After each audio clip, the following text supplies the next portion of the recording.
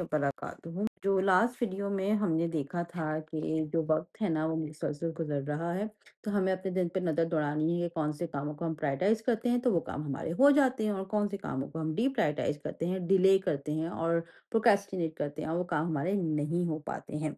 तो जो दूसरे स्टेप के तौर पे हमें ये सोचना है कि हम उन कामों को क्यों प्रायोरिटाइज़ करते हैं या वो कौन से काम हैं जिनको हम अहमियत दे रहे हैं, तरजीह दे रहे हैं और इसीलिए वो हमारे हो रहे हैं। तो आपको नज़र आएगा कि द रीज़न इज़ कि कुछ काम तो ना हमारी आदत बन गई हैं, तो हम वो बगैर सोचे-समझे अनइंटेंशनली वो काम रोज़ाना की बेसिस पे करते रहते हैं, हमें पता भी नहीं चलता जैसे कि दाँत ब्रश करना है, चाय पीना है, डिफरेंट थिंग्स लाइक दैट। इसी तरह जो कुछ काम हैं हमारे, जो हमारी ना हम ड्यूटी समझ के करते हैं, like we are very serious about it और हम उनको इम्पोर्टेंट समझते हैं, जैसे कि हमारे घर के काम है, हमारे बच्चों के काम है, हमारे बच्चों की पढ़ाई है। So we take them really seriously. तो हमने उसको इतनी वैल्यू असाइन करी हुई है कि हम वो कामों को करते हैं।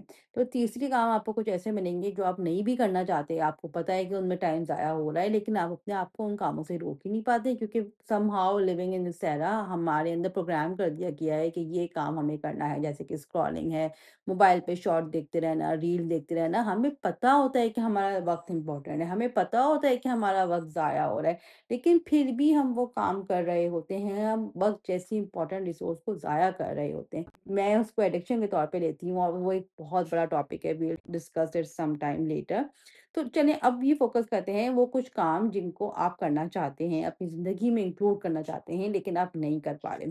तो उसी में coming back to the point, हमें ना जो काम करना चाहते हैं, हमें उसकी आदत बनानी पड़ेगी। जिन कामों की हमें आदत पड़ जाती है ना, तो वो हमारी रोज़ाना ज़िंदगी का पार्ट बन जाते हैं। तो मैंने सवाल किया था, कुछ लोग रीडिंग करना चाहते हैं, कुछ लोग वॉक करना चाहते हैं, एक्सरसाइज करना चाहते हैं, कुछ लोग रोज़ाना कुरान शरीफ पढ़ना चाहते हैं। तो इसका तरीका ये है कि आपको ना सबसे पहले दिन के अंदर कोई टाइम असाइन करना पड़ेगा कि यार ये वक़्त है जिस वक़्त मैं ये काम करूँगी। अभी आप अपने हिसाब से असाइन करेंगे, इस काम से पहले, इस काम के बाद, ठीक है ना? आपने उसको सीक्वेंस में लगा दिया कि इन 2 कामों के बीच में मैं ये काम करूँगी, ठीक है? अब वो आपको काम ना थोड़ा-सा करना है। ये बना लें कि जी मैं रोज़ाना 5 पेज पढ़ूँगी या 5 मिनट रीडिंग करूँगी या 5 मिनट वॉक करूँगी। तो ये आपको थोड़ा-सा करना है, फिर आपको वो काम है रोज़ाना करना है, ठीक है? You need to be consistent in doing that work every day. 5 minute निकालना, 5 पेज पढ़ना कोई इतना मुश्किल नहीं होता, हम कर सकते हैं। फिर आपको ना जो चीज़ हम सबसे इम्पोर्टेंट स्टेप जो भूल जाते हैं ना कि वो काम करना कैसे है। तो नॉर्मली जिस तरह अगर आप वॉक करना चाहते हैं, तो आपको साथ कोई अगर हो, आपकी फ्रेंड हो, आपके हस्बैंड हो, 5 मिनट का वॉक का टाइम निकालें या फिर आप बाहर नहीं निकल सकते, तो आप टीवी के ऊपर लेस्ली वॉक लगा के कर सकते हैं। You will find a ways how to do it.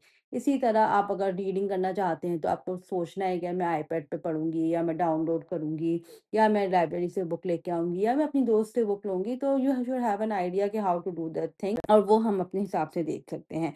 तो इंशाल्लाह ताला आई होप हम अपनी ज़िंदगी में वो काम कर पाएँ जो हम चाहते हैं करना, लेकिन ज़िंदगी की भाग-दौड़, मसरूफ़ियत, एडिक्शंस, स्क्रॉलिंग के बीच में हम वो काम नहीं कर पाते हैं। तो just think about these points, I hope they help you इंशाल्लाह। अल्लाह हाफ़िज़।